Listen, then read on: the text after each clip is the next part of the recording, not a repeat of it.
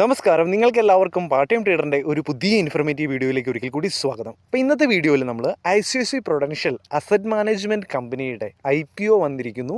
അപ്പോൾ 12 ഡിസംബർ തൊട്ട് നമുക്ക് വേണമെങ്കിൽ അപ്ലൈ ചെയ്യാം. അപ്പോൾ 16 ഡിസംബർ വരെയാണ് അപ്ലൈ ചെയ്യാനുള്ള ടൈം. അപ്പോൾ നമ്മൾ അതിൻ്റെ അകത്ത് അപ്ലൈ ചെയ്യണോ, അത് വേണ്ടയോ, അതെയോ ലിസ്റ്റ് ചെയ്തതിന് ശേഷം ബൈ ചെയ്യുന്നതാണോ ബെറ്റർ എന്നൊക്കെയുള്ള കംപ്ലീറ്റ് അനാലിസിസ് ആണ് ഈ വീഡിയോയിൽ കണ്ട് മനസ്സിലാക്കാൻ പോകുന്നത്.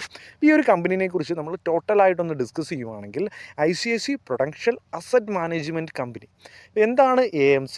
നമ്മൾ മ്യൂച്വൽ ഫണ്ടിലൊക്കെ നമ്മൾ ICICIയുടെ ഒരുപാട് മ്യൂച്വൽ ഫണ്ടുകളൊക്കെ നമ്മൾ കേട്ടിട്ടുണ്ടാകും, സ്റ്റോക്ക് മാർക്കറ്റിൽ ലിസ്റ്റ് ചെയ്ത് വെച്ചിരിക്കുന്നത്. അപ്പോൾ നമ്മൾ ആ ഒരു മ്യൂച്വൽ ഫണ്ട് വാങ്ങുന്നത് വഴി നമ്മുടെ ഫണ്ട് അവരുടെ കയ്യിലേക്ക് എത്തുന്നു. അവരത് മ്യൂച്വൽ ഫണ്ട് സ്കീം അവർ റെഡിയാക്കി വെച്ചിട്ടുണ്ട്, അതിൻ്റെ അകത്തോട്ട് ഇടുന്നു. അത് ചെയ്യാൻ വേണ്ടി ഒരു എക്സ്പെൻസ് റേഷ്യോ നമ്മുടെ കയ്യിൽ നിന്ന് ഈടാക്കുന്നുണ്ട്. അത് ഒരുപക്ഷെ 1% ചില ഫണ്ടുകളുടെ 0.5%, ഇൻഡെക്സ് ഫണ്ടുകളുടെ കുറച്ച് കുറവായിരിക്കാം, സെക്ടോറിയൽ ഫണ്ടുകളുടെയും ഹൈബ്രിഡ് ഫണ്ടുകളുടെയും എക്സ്പെൻസ് റേഷ്യോ ഇച്ചിരി കൂടുതലായിരിക്കാം. അപ്പം ആ ഒരു എക്സ്പെൻസ് റേഷ്യോ, അതായത് ടോട്ടലായിട്ട് നമ്മൾ എത്ര എമൗണ്ട് ഇടുന്നോ അതിന് മുകളിലാണ് എക്സ്പെൻസ് റേഷ്യോ ഓരോ ഇയറിലും പിടിക്കുന്നത്.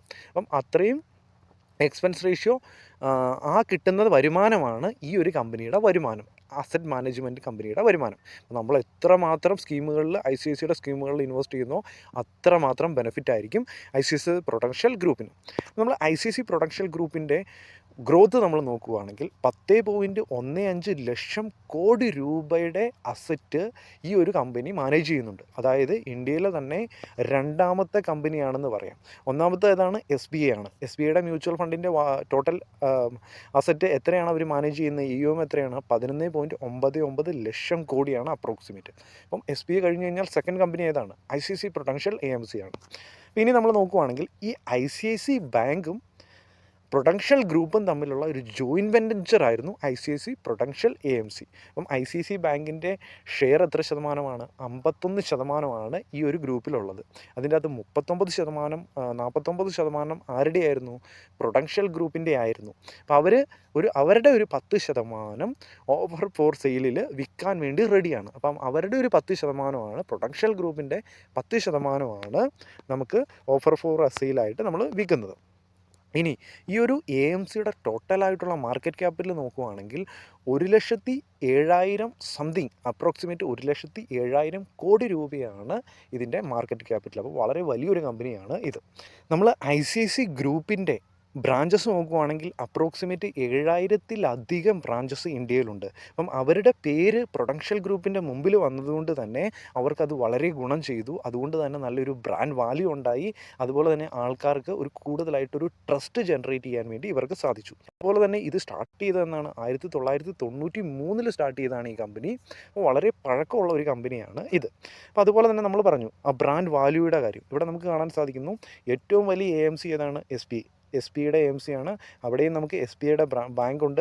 ICICIയുടെ ആണ് രണ്ടാമത്തത്, അവിടെയും ICICI ബാങ്ക് ഉണ്ട്. മൂന്നാമത്തെ HDFC അസറ്റ് മാനേജ്മെൻറ്റ്, നാലാമത്തെ നിപ്പോൺ, അഞ്ചാമത്തെ കൊട്ടക് മഹീന്ദ്ര. ഇവിടെ നിപ്പോണിൻ്റെ ഒഴിച്ച് ബാക്കി എല്ലാ കമ്പനികളും ബാങ്കുമായിട്ട് ജോയിൻറ്റ് വെഞ്ചർ നിൽക്കുന്നത് കൊണ്ട് തന്നെ ആ ഒരു ബ്രാൻഡ് വാല്യൂ ഉള്ളത് കൊണ്ട് തന്നെ ഏറ്റവും കൂടുതൽ ആൾക്കാർ ഇതിൻ്റെ അകത്തായിട്ടാണ് ഇൻവെസ്റ്റ്മെൻറ്റ് ചെയ്യുന്നത്.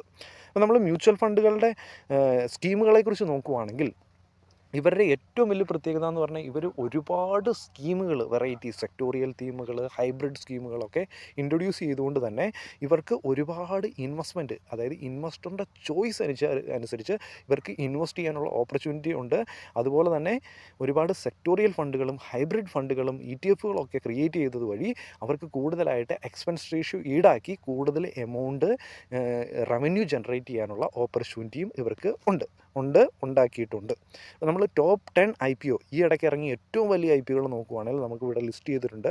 അപ്പം അവിടെ നമുക്ക് 10,000 കോടി രൂപയുടെ ലിസ്റ്റിംഗ് ആണ് ഇതും വരുന്നത്. അപ്പോൾ ഈ ടോപ്പ് 10 തന്നെ ഈ ഒരു IPOയും വരും. അപ്പോൾ ഇതിൻ്റെ എത്രയാണ്? 10,000 കോടി രൂപയാണ്, 10,600 കോടി രൂപയാണ് ഇവർ ഇഷ്യൂ ചെയ്യാൻ പോകുന്നത് സൈസ്. അപ്പോൾ ഇതിൻ്റെ നിമേഷ് ബിപിൻ ബാബു ഷാ എന്ന് പറഞ്ഞ ആളാണ് മാനേജിങ് ഡയറക്ടർ ആൻഡ് CEO. അയാളുടെ എക്സ്പീരിയൻസ് നോക്കിക്കഴിഞ്ഞാൽ തന്നെ അറിയാം. അദ്ദേഹത്തിൻ്റെ 31 വർഷത്തെയാണ്, 2007 തൊട്ടുള്ളതാണ്. അദ്ദേഹത്തിൻ്റെ സാലറിയും ഒക്കെ ഇവിടെ കൊടുത്തിട്ടുണ്ട്. വളരെ വലിയ സാലറിയാണ് അവർ കൊടുത്ത് ആ ഒരു കമ്പനീനെ വിജയത്തിലേക്ക് കൊണ്ടുപോകുന്ന ആൾക്ക് കൊടുക്കുന്ന സാലറിയൊക്കെ. അതുപോലെ തന്നെ Sankaranarayan, executive director, chief investment officer. നമുക്ക് 28 വർഷത്തെ എക്സ്പീരിയൻസ് ഇൻ ഫിനാൻസ്. ഓക്കെ, അപ്പോൾ അയാളുടെ കോമ്പോസിഷൻ നമ്മളിവിടെ കാണിച്ചിട്ടുണ്ട്.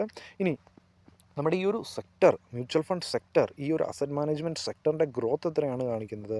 പഴയ 2019 തൊട്ട് 2025 വരെയുള്ള ഗ്രോത്ത് നോക്കിക്കഴിഞ്ഞാൽ 18.4% ഗ്രോത്ത് കാണാൻ സാധിക്കുന്നുണ്ട്. ഫ്യൂച്ചറിലേക്ക് നമുക്ക് 16-18% ഗ്രോത്ത് ഇനിയും ഉണ്ടാകാൻ സാധ്യതയുണ്ട് എന്നാണ് കാണിക്കുന്നത് 2030 വരെയുള്ള ഫോർകാസ്റ്റ് ഉപയോഗിച്ച്. അപ്പോൾ നമുക്ക് ഈ ഒരു കമ്പനിയുടെ, ഈ ഒരു പർട്ടിക്കുലർ കമ്പനിയുടെ AUM നോക്കുവാണെങ്കിൽ അതിൻ്റെ അകത്ത് ഇക്വിറ്റി ഓറിയൻറ്റഡ് ആണ് ഏറ്റവും കൂടുതൽ ഓരോ വർഷവും എമൗണ്ട് ജനറേറ്റ് ചെയ്തുകൊണ്ടിരിക്കുന്നത്. അതുപോലെ തന്നെ ഡെപ്റ്റിൽ നിന്ന് വരുന്നുണ്ട്, എക്സ്ചേഞ്ച് ട്രേഡഡ് ഫണ്ടിൽ നിന്ന് വരുന്നുണ്ട്, ആർബിട്രേജ്, ലിക്വിഡ്, അതായത് ടോട്ടലായിട്ട് വളരെ വലിയ AUM വരുമ്പം അതിൻ്റെ അകത്ത് ഏറ്റവും കൂടുതൽ എമൗണ്ട് ടോട്ടൽ AUMൽ ഈ ഒരു മ്യൂച്വൽ ഫണ്ട് സ്കീമുകളിൽ നിന്ന് തന്നെയാണ് വരുന്നത്. ബാക്കിയുള്ള PMS, AIF അല്ലെങ്കിൽ ഓഡിറ്ററി ഇങ്ങനെയുള്ള ആൾട്ടർനേറ്റീവ് സ്കീമിൽ നിന്ന് വളരെ ചെറിയൊരു റവന്യൂ മാത്രമാണ് വരുന്നുള്ളൂ. അപ്പോൾ അതുപോലെ തന്നെ നമ്മൾ മനസ്സിലാക്കേണ്ട കാര്യം, ഇത് ഓരോ വർഷം കഴിയുമ്പോഴത്തേന് റവന്യൂ കൂടുന്നതായിട്ട് കാണാൻ സാധിക്കും. 4,996 ബില്യൺ ആയിരുന്നു 2023 6,831 ബില്യൺ, പിന്നെ 8,794 ബില്യൺ. നല്ല രീതിയിലൊരു ഗ്രോത്ത് മ്യൂച്വൽ ഫണ്ട് AUMൽ ഇവിടെ ഉണ്ടാകുന്നുണ്ട്. അതുപോലെ തന്നെ ടോട്ടൽ AUMലും ഓരോ ഇൻഡിവിജ്വൽ ആൾട്ടർനേറ്റീവ് PMSൽ നമുക്ക് കാണാൻ സാധിക്കുന്നു ഗ്രോത്ത്. PMSൽ ഇവിടെ നമുക്ക് കാണാൻ സാധിക്കുന്നു ഗ്രോത്ത് ഉണ്ട്. 44 ബില്യണിൽ നിന്ന് 132, പിന്നെ 211 ഗ്രോത്ത് വരുന്നു. അതുപോലെ തന്നെ നമുക്ക് AIF കാറ്റഗറി, ആൾട്ടർനേറ്റീവ് ഇൻവെസ്റ്റ്മെൻറ്റ്, അതിൻ്റെ അകത്ത് 84, 83, പിന്നെ 115 ഗ്രോത്ത് കാണാൻ സാധിക്കുന്നു. അപ്പോൾ എല്ലാ സ്കീമുകളിൽ നിന്നും നല്ല രീതിയിൽ ഗ്രോത്ത് കാണാൻ സാധിക്കുന്നുണ്ട്. ഇവർ കൂടുതലായിട്ടും റവന്യൂ ജനറേറ്റ് ചെയ്യുന്നത് മ്യൂച്വൽ ഫണ്ടിൽ നിന്ന് തന്നെയാണ്, ആൾട്ടർനേറ്റീവ് ഓപ്ഷനിൽ നിന്ന് അല്ല. അപ്പം നമ്മൾ ഇന്ത്യയിൽ മ്യൂച്വൽ ഫണ്ട് ഗ്രോ ചെയ്ത് കഴിഞ്ഞാൽ, നിഫ്റ്റി ഗ്രോ ചെയ്ത് കഴിഞ്ഞാൽ, മാർക്കറ്റ് ഉയർന്നു കഴിഞ്ഞാൽ, ആൾക്കാർ കൂടുതലായിട്ട് ഇൻവെസ്റ്റ് ചെയ്യാൻ വന്നു കഴിഞ്ഞാൽ തീർച്ചയായിട്ടും ഈ ഒരു ICICIയുടെ ബ്രാൻഡ് വാല്യൂ ഉള്ളതുകൊണ്ട് തന്നെ പല സ്കീമുകൾ ജനറേറ്റ് ചെയ്തുകൊണ്ടിരിക്കുന്നത് കൊണ്ട് തന്നെ ഇതിൻ്റെ അകത്തായിട്ട് കൂടുതൽ ആൾക്കാർ ഇൻവെസ്റ്റ് ചെയ്യാൻ വരാൻ ചാൻസ് ഉണ്ട്. നല്ലൊരു ഗ്രോത്ത് കിട്ടാനുള്ള സാധ്യതകൾ ഇവിടെ കാണുന്നുണ്ട്. പഴയ ഡേറ്റ അതിനെയാണ് സൂചിപ്പിക്കുന്നത്. ഇനി നമ്മൾ ഈ ഒരു കമ്പനിയുടെ റവന്യൂ നമ്മൾ നോക്കുകയാണെങ്കിൽ നമുക്ക് കാണാൻ സാധിക്കുന്നത്, ഇത് നമുക്ക് കോടിയിലാണ് ഞാൻ പറയുന്നത്, 2,837 കോടി രൂപയാണ് റവന്യൂ ഫ്രം ഓപ്പറേഷനിൽ നിന്ന് കിട്ടിയ 2023 ഫിനാൻഷ്യൽ ഇയർ ക്ലോസ് ചെയ്യുന്നപ്പോൾ. അത് 3,758 കോടിയിലേക്ക് വന്നു, 4,977 കോടിയിലേക്ക് വന്നു. അതായത് ഈ ഫിനാൻഷ്യൽ ഇയർ വെച്ച് നോക്കുവാണെങ്കിൽ നല്ല രീതിയിൽ ഒരു ഗ്രോത്ത് കാണാൻ സാധിക്കുന്നുണ്ട്. അതും റവന്യൂ ഫ്രം ഓപ്പറേഷനിൽ നിന്നാണ് വന്നത്. അതുപോലെ തന്നെ അതർ ഇൻകം വളരെ നമുക്ക് കൺസിഡർ ചെയ്യേണ്ട കാര്യം പോലുമില്ല, അത്ര ചെറിയൊരു അതർ ഇൻകമാണ് ഇവിടെ വരുന്നത്. അപ്പോൾ ടോട്ടൽ ഇൻകം നമുക്ക് കാണാൻ സാധിക്കുന്നുണ്ട് ഇയർ ഓൺ ഇയർ നല്ലൊരു ഗ്രോത്ത്. ഈ ഒരു 6 മാസത്തെ, കഴിഞ്ഞ ഒരു 6 മാസത്തെയും 2024 ഹാഫ് ഇയർ എൻഡ് പീരീഡിൻ്റെയും ഈ വർഷത്തെ ഹാഫ് ഇയർ എൻഡ് പീരീഡിൻ്റെയും നോക്കുവാണെങ്കിൽ അവിടെയും നല്ലൊരു ഗ്രോത്ത് നമുക്കിവിടെ കാണാൻ സാധിക്കുന്നുണ്ട്. അപ്പോൾ അതുപോലെ തന്നെ നമ്മൾ ഇവിടെ ഏറ്റവും മനോഹരമായിട്ടുള്ളൊരു കാഴ്ച എന്ന് പറഞ്ഞു കഴിഞ്ഞാൽ പ്രോഫിറ്റ് ആഫ്റ്റർ ടാക്സ് കാണിക്കുക.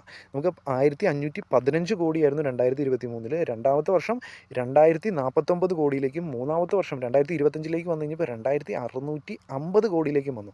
ഈ 2,650 കോടിയിൽ നമുക്കിവിടെ നോക്കേണ്ട ഏറ്റവും കാര്യം എന്താണ്, നമുക്ക് ടോട്ടലായിട്ട് വന്ന റവന്യൂ എത്രയായിരുന്നു, ടോട്ടലായിട്ട് വന്ന ഇൻകം എത്രയായിരുന്നു, 4,979 കോടിയായിരുന്നു. ഈ 4,979 2,650 കോടി, അതായത് പകുതിയിൽ കൂടുതൽ എമൗണ്ട് പ്രോഫിറ്റായിട്ട് തന്നെ കിട്ടി. ഇത്രയും നല്ലൊരു മാർജിനോട് കൂടി പ്രോഫിറ്റ് കിട്ടുന്ന വേറെ ഏത് കമ്പനിയാണ് നമുക്ക് കാണാൻ സാധിക്കുന്നത്. അപ്പോൾ നല്ലൊരു പ്രോഫിറ്റ് മാർജിൻ നമുക്കിവിടെ കാണാൻ സാധിക്കുന്നുണ്ട്. അത് നല്ലൊരു കാര്യമാണ്.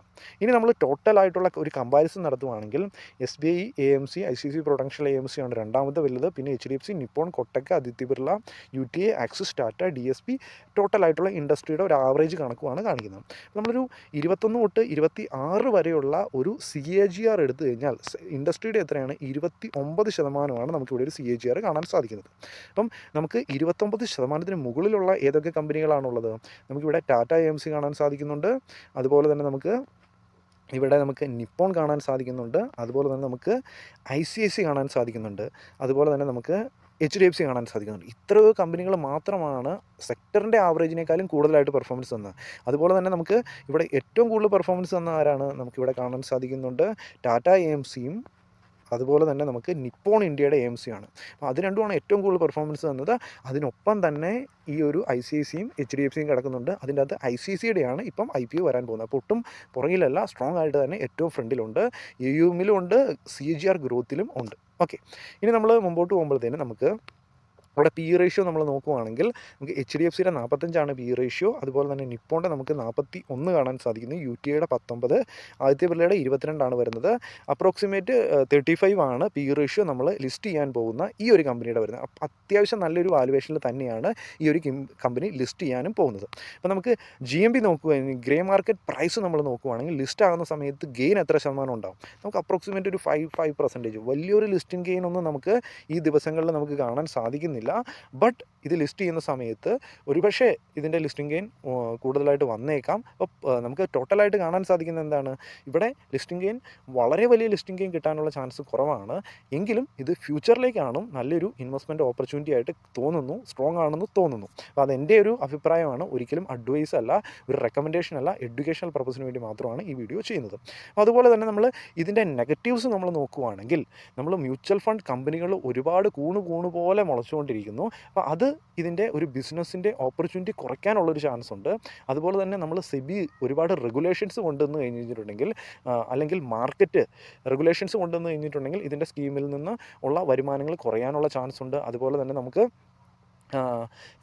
ഇന്ത്യൻ മാർക്കറ്റിന് എക്കണോമിക്ക് ഗ്രോത്ത് ഉണ്ടാകാതെ വന്നു കഴിഞ്ഞിട്ടുണ്ടെങ്കിൽ ആൾക്കാർ ഇൻവെസ്റ്റ് ചെയ്യുന്ന കുറയാൻ ചാൻസ് ഉണ്ട്. അങ്ങനെയുള്ള ഒരു പ്രോബ്ലംസ് ഇതിൻ്റെ ഫ്രണ്ടിലുണ്ട്, നെഗറ്റീവ് പോയിൻറ്റ്സ് കിടക്കുന്നുണ്ട്.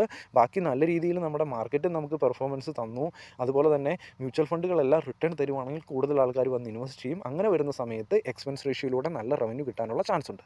അതുപോലെ തന്നെ എന്തെങ്കിലും എക്സ്പെൻസ് റേഷ്യോയിൽ ഒരു കൺട്രോളോ അല്ലെങ്കിൽ ലിമിറ്റോ എക്സിറ്റിലുള്ള എന്തെങ്കിലും മാറ്റങ്ങളോ ഒക്കെ വന്നു കഴിഞ്ഞാലും അത് കമ്പനീനെ ഒരുപക്ഷെ ബാധിച്ചേക്കാം. അപ്പം ടോട്ടലായിട്ട് നമ്മൾ നോക്കുവാണെങ്കിൽ ഒരു മോശമില്ലാത്ത ഒരു IPO എന്ന് തന്നെ നമുക്ക് ഇതിനെ വിലയിരുത്താൻ സാധിക്കും. അപ്പോൾ ഈ വീഡിയോ ഇഷ്ടപ്പെട്ട് കഴിഞ്ഞാൽ ലൈക്ക് ചെയ്യുക. ഇതെൻ്റെ അഭിപ്രായമാണ്. അപ്രോക്സിമേറ്റ് ഞാൻ ഒരുപാട് റിസർച്ച് നടത്തിയതിന് ശേഷം എനിക്ക് മനസ്സിലായ ഒരു കാര്യമാണ്. അപ്പോൾ താല്പര്യം ഉണ്ടെങ്കിൽ കമൻറ്റ് രേഖപ്പെടുത്തുക, നിങ്ങളുടെ അഭിപ്രായം എന്താണ്.